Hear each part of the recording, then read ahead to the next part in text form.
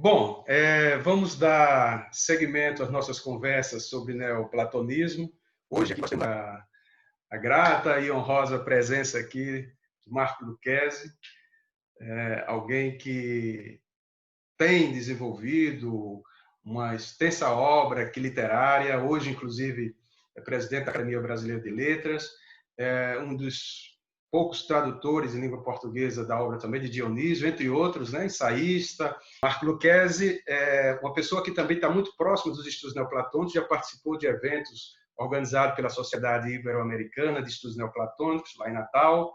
Então, de modo que, Marcos, é um prazer grande receber você aqui no nosso canal GT de Neoplatonismo da Anpof, e eu gostaria de passar a palavra para você, deixando um pouco aberto aí para você situar como o neoplatonismo, de certa maneira, chega até a sua vida de leitor, né, de muitos livros que você é.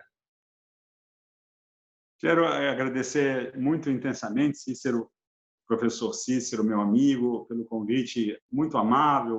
Você vem de uma carreira sólida, amparado em estudos de alta profundidade, com um grupo que marcou história no Brasil ao se debruçar de forma original e, ao mesmo tempo, de forma compósita, no mesmo topos cronológico que dá ao Brasil um momento importante, a América Latina, de reflexão sobre o neoplatonismo. Então, você, de um modo muito particular, o meu querido amigo Federico Bauschwitz, enfim, e outros nomes que foram se agregando a essa constelação para abordarem, digamos, as várias famílias das assim chamadas tradições neoplatônicas, né? Porque é um mundo, é um universo muito amplo. Tá bem, pode ter um núcleo duro que se desloca um pouco para cá, um pouco para lá, a Monet, a Prodos, a Epistofé, como se queira, mas nem isso, você sabe muito melhor do que eu, é tão simples assim, esquemático, é complexo. Vamos para Proclo, o próprio Plotino, nas variações das Enéadas, se o Uno tem consciência ou não.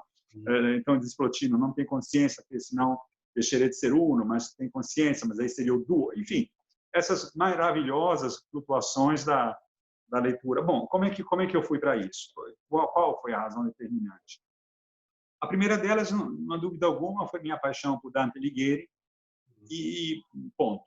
Por outro lado, também, eu estudei a filosofia, gostava muito de estudar a filosofia tomista, quando eu tinha meus 15 anos. Esses cadernos estão na Biblioteca Nacional. E eu estudava substância, acidente, ens qui convenit esse in se, et non in alia, tan quam in subjecto inesionis. Adorava isso, uma verdadeira paixão por Tomás de Aquino. Hoje me tornei mais agostiniano, mais platônico, não é? Até mesmo no campo da matemática, dos estudos da filosofia da matemática. Mas naquele então, eu tinha por Tomás de Aquino, ainda tenho imenso respeito pela grande construção.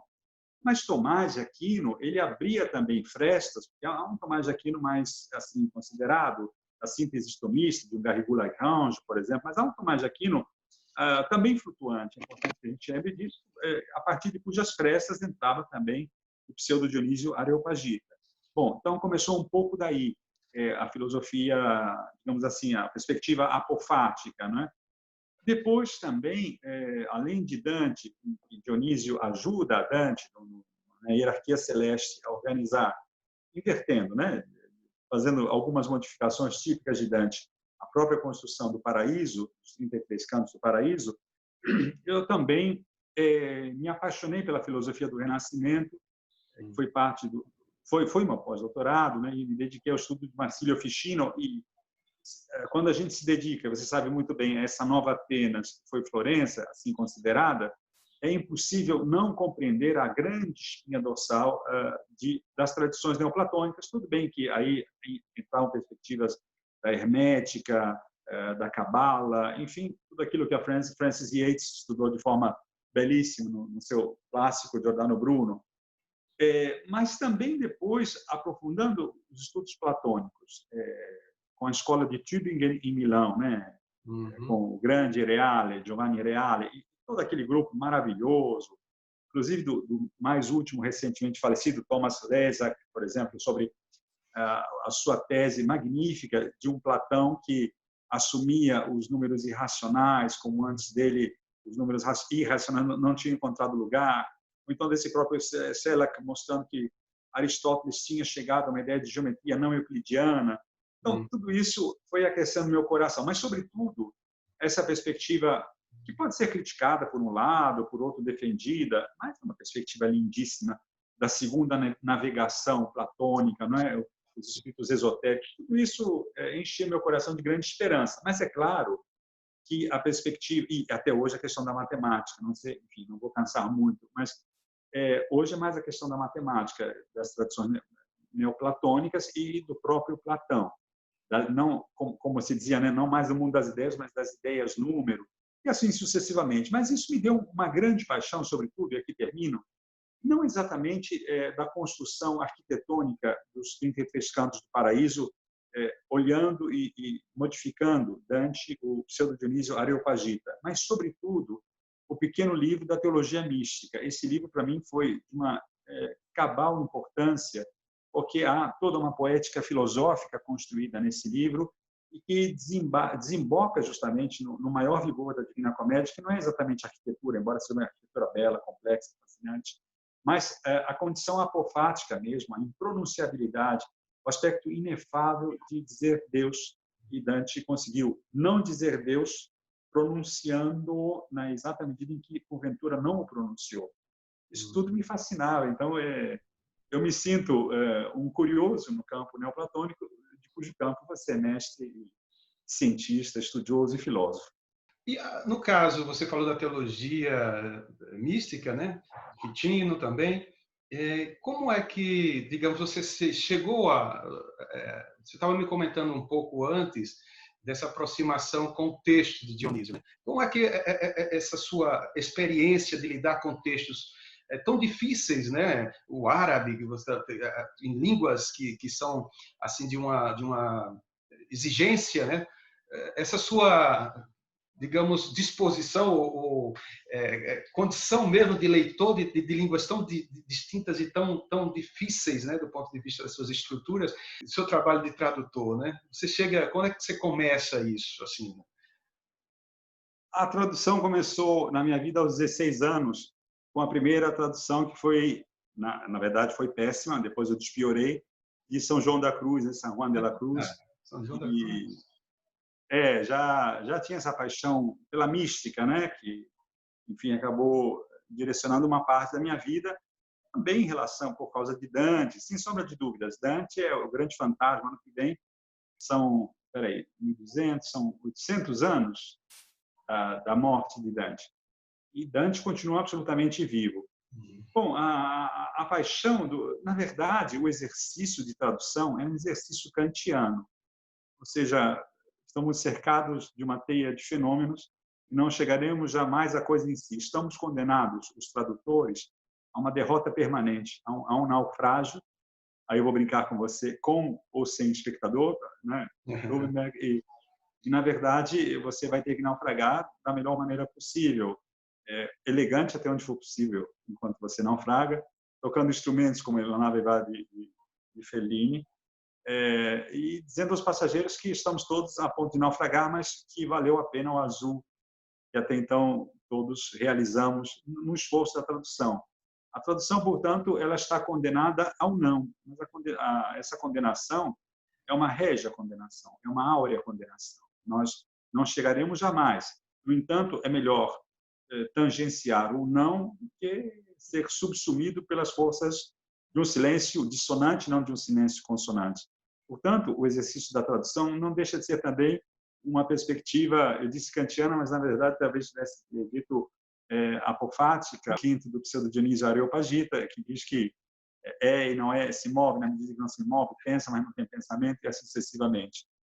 O desafio da tradução é uma ânsia pós-babélica, certamente, uma vontade de reunir algumas pedrinhas e não as grandes pedras da torre, com uma grande metáfora epistemológica da construção dessa paz, da construção de pontes necessárias. O tradutor era uma tese do grande que eu conheci, foi meu amigo, assim, Stolari, nos conhecemos pessoalmente, acho que em São Paulo, Hans Josef Vermeer, escreveu um livro lindo chamado Esboços para uma história da translação. Ele acreditava que a tradução deveria ser compreendida mais no sentido amplo de translação. E essa translação, o fato de transladar, ia de um comerciante que precisava vender um determinado produto para alguém, ia para a tentativa de entendimento pictórico e musical diante das artes. Então, a tradução é também isso. E eu me interessei em fazer a tradução do Pseudo Dionísio, sempre traduzi por grande paixão. Raras vezes eu traduzi por encomenda, talvez 2 vezes, nem isso. E eu gostei de fazer. Mas as outras sempre foram pelas minhas demandas internas, né? E o Pseudo Dionísio foi assim, eu ia à Biblioteca Nacional, até conseguir microfilmar. Você lembra dessa época da microfilmagem, do microfilme, né? Como era tudo? E aí eu acabei comprando uma máquina de microfilme, na época uma velha máquina, mas funcionava, e que a Marizia de Itacoatiara fez o favor de destruí-la em menos de um ano. Mas eu já tinha tirado muito disso, era uma edição, eu não me preparei para essa nossa conversa de hoje, mas era uma edição, salvo engano, meu trilingüe, isso eu tinha lá os 20 e tantos anos de idade, 20 anos, né? A Biblioteca Nacional do Rio de Janeiro nunca negou nada. É uma das instituições mais generosas do país, uma das grandes potências do mundo, realmente. Enfim, daí começou a minha vontade de conhecer melhor o Pseudo Dionísio. Era a tradução greco-latina, e aí eu via o deslocamento do grego para o latim, tentava ir para o grego, né? Por exemplo, eu me lembro que o Pseudo Dionísio diz, super ótimo, né? Todo aquele momento de prefixação, né? Sim. E aí eu via hiper, super, né? Porque a gente tinha duas possibilidades de dar essa, como se dizia, né? Conhecimento por remoção, por excesso, né? Então tudo isso me encantava. Acho que no fundo a perspectiva neoplatônica desse inefável que se torna possível à medida em que ele é de fato intangível na sua tangibilidade, isso também para mim é uma forma de exprimir o exercício da tradução, né? Essa ideia que se presentifica, ou como dizia Marsilio Ficino, né? Esse perfume que nós sabemos onde está, mas não o localizamos, essa grande nostalgia que vai para os quadros de Botticelli, enfim, a tradução é uma translação. Então é interessante que aproximar de textos assim, dentro dessa perspectiva que assume a linguagem como uma luta, né? Um embate mesmo, leva a uma das características da própria tradição apofática negativa. Mas a relação com o divino, Marcos, eu acho que é uma coisa muito presente no neoplatonismo, não dá como separar, né? A presença, essa ideia de vestígios de Deus. Como é que você percebe isso na sua obra? Digamos assim, só uma parte de Próclo que você falou, que eu gostava de lembrar, aquele velho sonho de Próclo que ficou registrado, né? Que foi estudado, né? De Atenas, se não me engano era Atenas, ou de uma antiga deusa reivindicando, era Atenas, reivindicando a sua participação, ela que havia sido retirada, né? E assim como o sonho mais tarde daquela figura tão extraordinária de Platão, Demisto Platão, né? Reivindicatórios, estavam mostrando que a queda de Constantinopla também era o resultado disso. Então o próprio Hölderlin, depois de Novalis, né? Em seu poema de Patmos, né? Falando dos novos deuses, dos antigos deuses, de uma iância entre essas duas regências divinas de um tempo altamente fascinante e complexo, né? Olha, eu acho que, digamos assim, o fato mais interessante será a incompletude, será essa presença que um filósofo romeno chamado Lucian Blaga, ele falava do grande anônimo, mare anonimo, grande anônimo, e todo o processo desse grande anônimo. Eu acho que nós podemos considerar, se você me permitisse, assim, se não for um erro da minha parte, mas você me corrigirá no momento correto, uma espécie de mística seca de uma mística úmida, por assim dizer.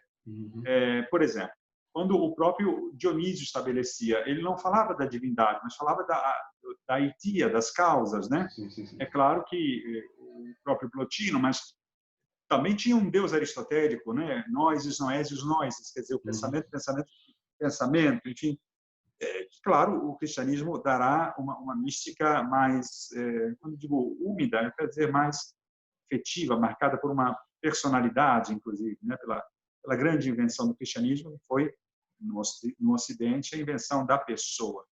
Mas, no meu caso, o que me agrada, sobretudo, é mais na chave, eu gostei muito se tivesse citado, mais na chave de Novalis. Eles também, no romantismo alemão, se a gente for realmente traçar a dívida do Ocidente diante das múltiplas famílias neoplatônicas, a começar, inclusive, pela própria leitura de Platão, que até o século XIX foi suficientemente neoplatônica, mais do que propriamente platônica estrito sensu, a dívida do Ocidente é enorme.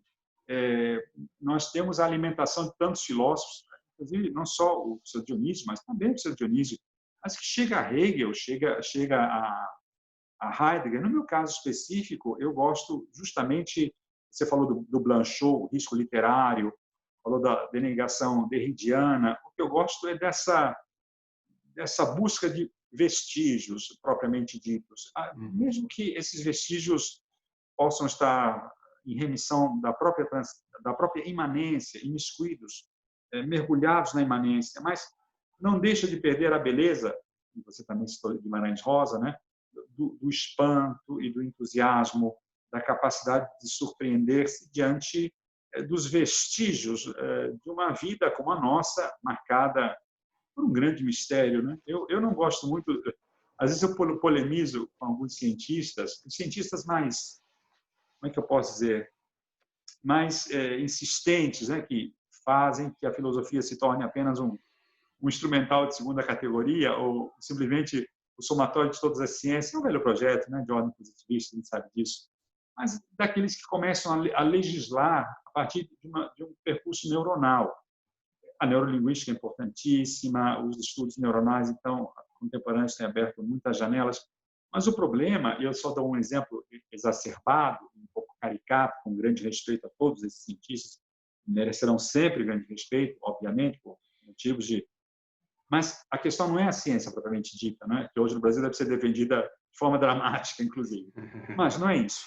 E, às vezes, a falta de dúvida, a falta de um princípio cartesiano. O bom Descartes do gênio maligno, tudo bem, depois ele faz as fases, passa por um gênio maligno, passa pela dúvida.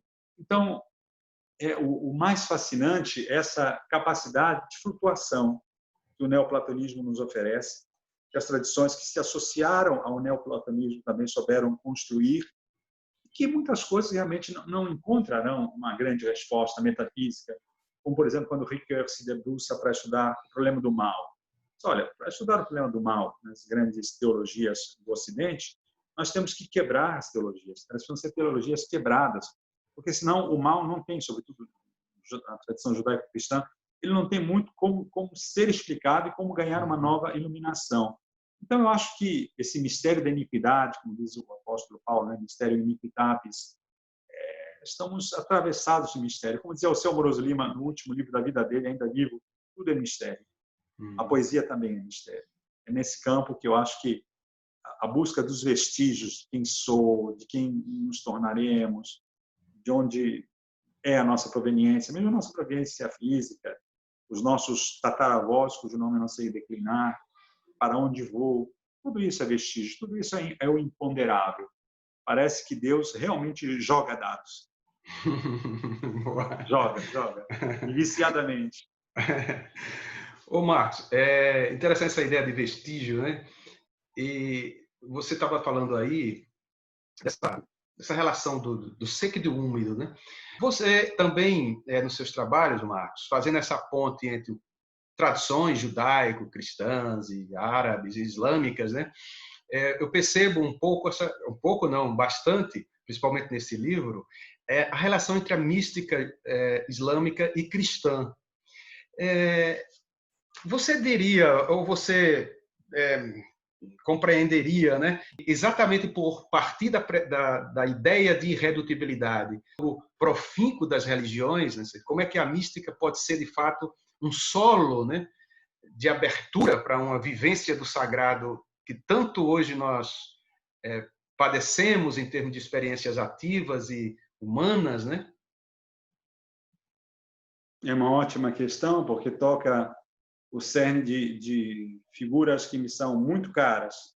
Uma no Brasil, que é o meu querido amigo Faustino Teixeira, que se recuperou de uma grande aventura hospitalar e está muito bem, que tem sido um dos pioneiros, não só no Brasil, mas mesmo em escala mundial, daquilo do que se chama teologia das religiões, e é talvez o que eu gosto, digamos, um dos grandes desafios epistemológicos para escrever o que seria a teologia das religiões.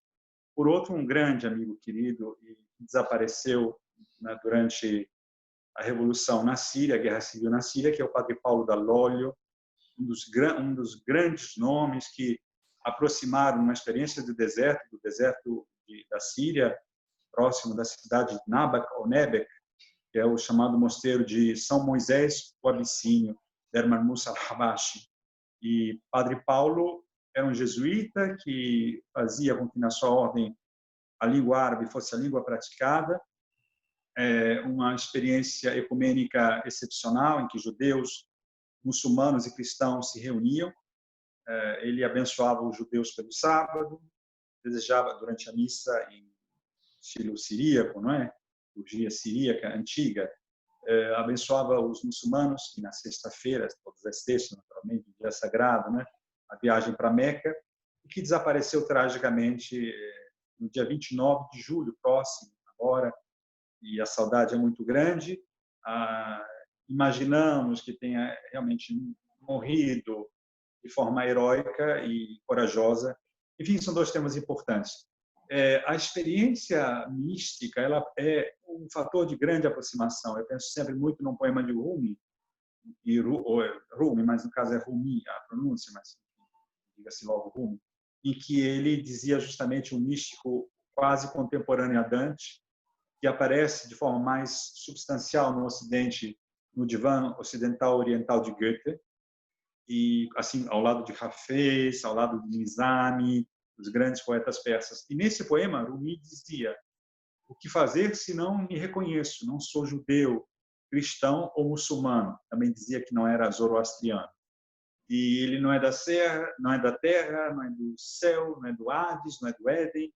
E ele diz que ele agora abraçou o 1 e ultrapassou o 2.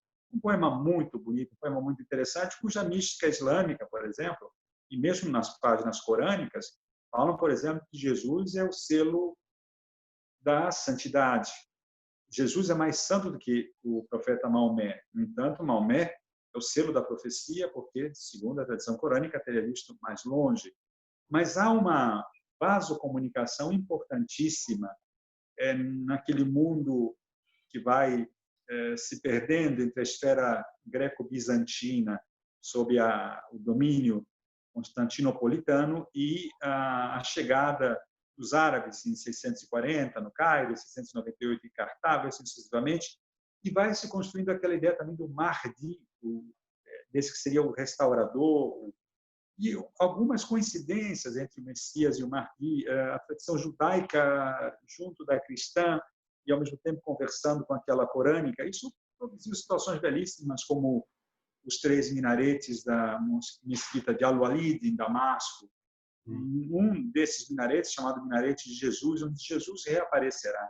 Essa mesquita, ela tem uma grande importância. Primeiro, que Damasco foi o centro do mundo.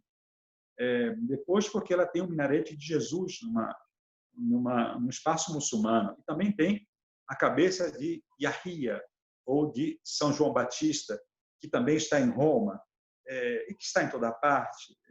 A cabeça de João Batista, uma grande figura premonitória, preparadora de um processo, quer dizer, um arquétipo absolutamente fascinante e invulgar. Essa mesquita e as experiências de Padre Paulo Dall'Oglio aplicadas me deram essa vontade de reiterar uma vez mais o ecumenismo. Eu tenho um pequeno diário filosófico que eu publiquei chamado Trívia. A última parte eu trato alguma coisa de neoplatonismo, a outra parte de religiões. Mas faço naquele esquema que Schlegel dizia, né? Que o que chegou dos antigos eram fragmentos e os modernos começam pelo fragmento. Então, uma forma fragmentada, bastante simples, etc., né? Mas em que eu digo e defendo que pacto ecumênico não pode ser um pacto de mediocridade, um pacto de um centro mínimo de comutações perceptíveis e compartilhadas. mas ela deve, a perspectiva ecumênica, ela deve trazer o ruído, a fricção, porque só no ruído e na fricção é que as coisas realmente se edificam. Por exemplo, a própria poesia de Rumi, a figura de Jesus é muito bela. Ele diz assim, o doutor Jesus chegando como um doutor para sanar, curar o problema. Uhum. Depois também tem a parte erótica, que vai das partes magníficas do cântico, dos cânticos, que se espraia na mística judaica, também marcada, assim como o cristianismo, por um grande eros. Eros, filia e ágape, como se diz, mas há uma perspectiva erótica muito importante. Está no Cântico dos Cânticos, que vai a Juan de la Cruz e, quer dizer, inunda múltiplas perspectivas, como também no sufismo. Mesmo quando aquela imagem do paraíso, eu estou falando demais, mas eu vou terminar, aquela imagem do paraíso muçulmano, das houris, ou das mulheres desnudas e tal, há uma leitura que é literal, mas também uma leitura alegórica. Uhum. Essa também é uma questão importante.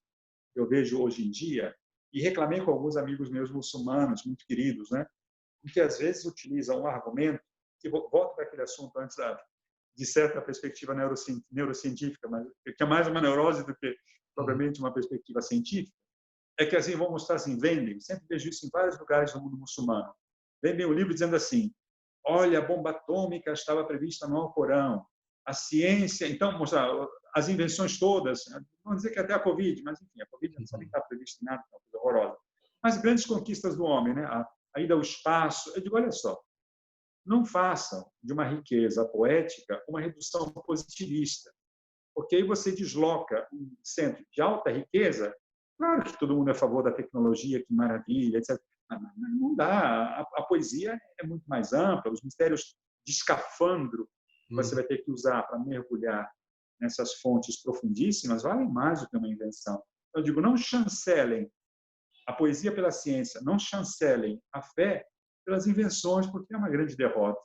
O que é preciso é olhar a riqueza dessas poéticas que atravessam esse núcleo que constitui o Ocidente. E que bom que nós pudéssemos conversar sem superioridades maiores. O Papa Francisco, esse imenso estadista atual, tem demonstrado, de forma inclusive genial, quando ele se encontrou com o patriarca de Moscou. A diplomacia do Vaticano realmente é coisa maravilhosa. Se encontraram a caminho, porque um não poderia ir visitar o outro. Então, olha que coincidência, se encontraram a caminho em Cuba. E em Cuba, olha só, um lugar um pouco improvável, né? Com certas tendências hoje um pouco agitadas, em Cuba conversaram. É uma atitude histórica. E como me dizia um querido amigo, a diplomacia vaticana ela não trabalha no ritmo da diplomacia normal. Ela pode trabalhar no ritmo de 200 e 300 anos. E é isso, Cícero, que tem uma parte da Sura, a Sura 18 do Corão, é muito bonita, que é a Sura da Esperança, sobre a qual meu querido e saudoso amigo, o Padre Paulo, escreveu sua tese na Universidade Gregoriana em Roma, Esperança no Islã, editora Morcelliana. E eles trabalham um lindo momento que é a Sura da Gruta, em que os adormecidos partem, perseguidos.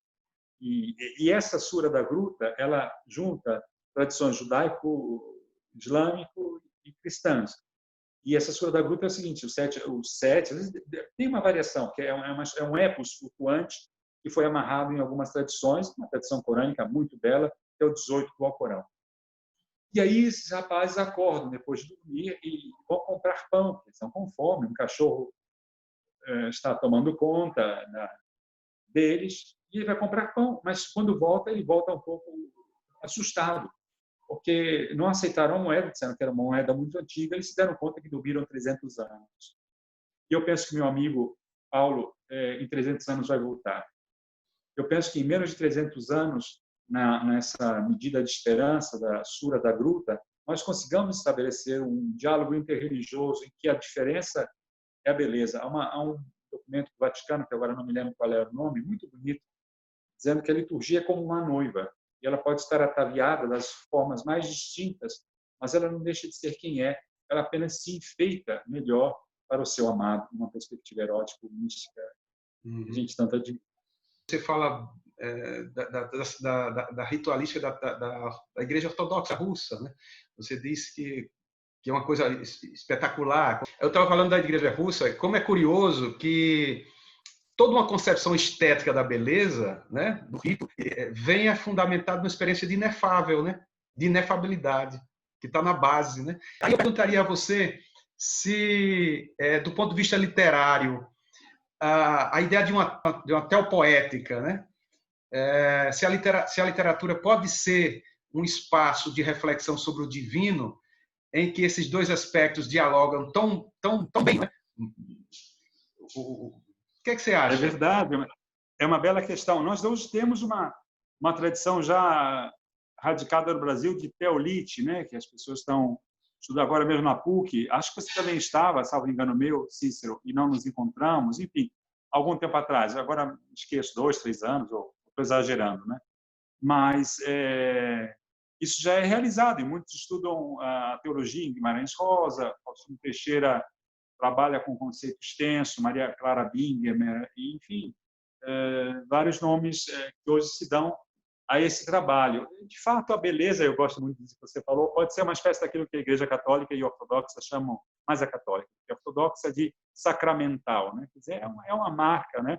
Remissiva, alusória, e essa mística, dessa busca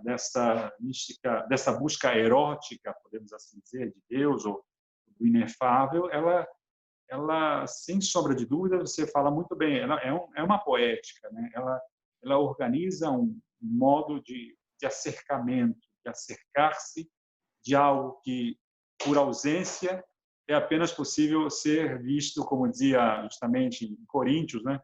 Através de espelhos e de enigmas, porque vivemos apenas de vestígios. E eu lembro também de grandes religiosos que escreveram poesia. Nós hoje temos, por exemplo, o Tolentino de Mendonça, que é um dos grandes poetas da língua portuguesa, que é um padre, está hoje dirigindo, se tornou cardeal, e quando ele manifestou susto, porque ele não tinha cumprido, digamos, o cursus honorum, né? E disse, mas eu não tenho Papa, eu não sou nem bispo. E o Papa Francisco teria dito para ele, sim, mas você é poeta. Então já era suficiente que ele hoje está dirigindo a Biblioteca do Vaticano. Ele tem uma poesia muito bonita e uma poesia com espírito laico, que é muito interessante, sem fazer repetição de princípio, o que não quer dizer que quem faça uma poesia religiosa tem que ter qualidade, né? Tem o Hopkins, por exemplo, né? Esse grande jesuíta que é um dos grandes reformadores da poética inglesa e escreveu sobre o naufrágio do Deutschland um verdadeiro uma coisa primorosa, né? Sobre poesia e enfim, na Itália, por exemplo, outro grande poeta, dois grandes poetas, por exemplo, um que era padre chamado Davide Maria Turoldo. E Turoldo trabalhava com a ideia de Deus enquanto nada, Deus como nada, e as forças do nada sendo maior. Então, mas com uma potência, com uma riqueza. Por exemplo, outro era Mário Luzzi, mas aí não era religioso, tinha um sentimento religioso, católico, mas era um poetaço, quase prêmio Nobel. E nós temos também, às vezes, teólogos que se utilizam de poesia e, às vezes, alguns teólogos acham que esses teólogos fazem uso de poesia não são suficientemente teólogos. Eu discordo. Mas, por exemplo, há o caso fantástico de Sérgio Quíncio. Sérgio Quíncio é um teólogo que me interessa muito, de expressão católica, e são livros terribilíssimos. Vou dizer só o título de alguns: A Derrota de Deus, que termina dizendo e ele não é que tivesse perdido a fé, mas ele trazia a problemática de dizer, olha, nós esperamos tanto, pode ser que no final já não tenhamos forças para ajudar a Deus a voltar. Outro que também é belíssimo e tremendo, chamado Mistério, justamente o Mistério da Iniquidade, em que o Papa Pedro II, ninguém mais tinha tido até então, uma figura ficcional, a coragem de falar desse Pedro, de usar o nome Pedro. E ele olha e lê: tu és Pedro, sobre essa pedra erguerei minha igreja, e está perto da cúpula, olha para baixo, uma série de questões e se auto-anula. E aí Sérgio Quíncio fala que essa justamente é uma metáfora, que é preciso morrer para renascer. E com toda uma figura realmente extraordinariamente atormentada, mas também lançando mão de figuras poéticas e ficcionais também de longo alcance. Acho que tudo é possível, mas é necessário que esse possível tenha o exercício do talento, de uma verdade, de uma busca realmente legítima e autêntica, né? O que é legítimo e autêntico a gente não pode dizer a priori, mas a gente nota quando está na prática. Marcos, eu ia pedir exatamente, bom, já estamos aqui chegando já no tempo do Zoom, eu ia pedir exatamente para você citar, se fosse possível, alguns autores, como você já citou aí, que você enxerga, né, esses traços, né, possíveis de um diálogo aí com o neoplatonismo, com a mística. E se não, é complicado pedir para um autor revelar as tramas dos seus livros, né? Mas no seu caso, além dos olhos no deserto, né? Na sua obra, quais seriam alguns textos mais específicos assim que você diria, bom, ali vocês encontrariam elementos platônicos de alguma maneira? Não, mas tudo bem, a pergunta é ótima. Aliás, muito obrigado pelo excelente diálogo. Começa, por exemplo, pela própria construção de Grande Sertão Veredas. Guimarães Rosa tem um conhecimento, e você sabe muito melhor do que eu, intenso das tradições neoplatônicas, de Plotino, Platão e assim sucessivamente. E essa foi uma perspectiva importante de muitos pesquisadores brasileiros que surpreenderam essa perspectiva. Olha, onde eu encaro mais diretamente o neoplatonismo pode ser nesse livro Trívia, que saiu em São Paulo, é um diário filosófico, por assim dizer, sem datas, mas de pequenas anotações, onde se nota bastante a minha paixão, apenas paixão e grande paixão pelo neoplatonismo, mas eu acho que na minha própria poesia, quer dizer, essa imprecisão nos romances também, essa ideia justamente dos vestígios, onde eu chego a citar mais diretamente, acho que não sei, são nos meus estudos de Dante, por razões óbvias, por motivos óbvios, né? As 9 cartas sobre a Divina Comédia, eu acho, não me lembro mais do nome do próprio livro. Mas eu acho que é um neoplatonismo assim absorvido, né? Um neoplatonismo, a presença do seu Dionísio. Eu acho que, e para dizer em poucas palavras, é muito simples, é um sentimento poético que sempre me encantou e trabalhar os limites do conhecimento. Acho que a grande questão do neoplatonismo, para o meu uso pessoal, é isso. Essa ideia de um intangível que te move o tempo todo e que te desafia, te dá os limites, mas são limites que não tiram oxigênio, são limites que dão mais atitude para aprofundar todo o processo de encaminhamento. Essa tem sido a minha perspectiva de leitura, tanto me agrada nas tradições neoplatônicas. Ok. Bom, muitíssimo obrigado pela sua participação aqui no canal. Enfim, só agradecer a você e que nos vejamos aí em algum momento. Obrigado, Cícero. Todo o meu agradecimento. Foi uma honra conversar com você. Um abraço muito especial a você e aos nossos amigos neoplatonistas ou neoplatônicos, estudiosos das tradições das famílias neoplatônicas. Uma grande alegria. Vamos nos rever, sim, se Deus quiser, passar da pandemia na Eutópolis, né? Isso. Eutópolis. Grande abraço. Um abraço. Muito obrigado. Obrigadão. Valeu, Tchau, tchau. Saúde aí. Tudo de bom. Tudo de bom. Deixa eu cancelar.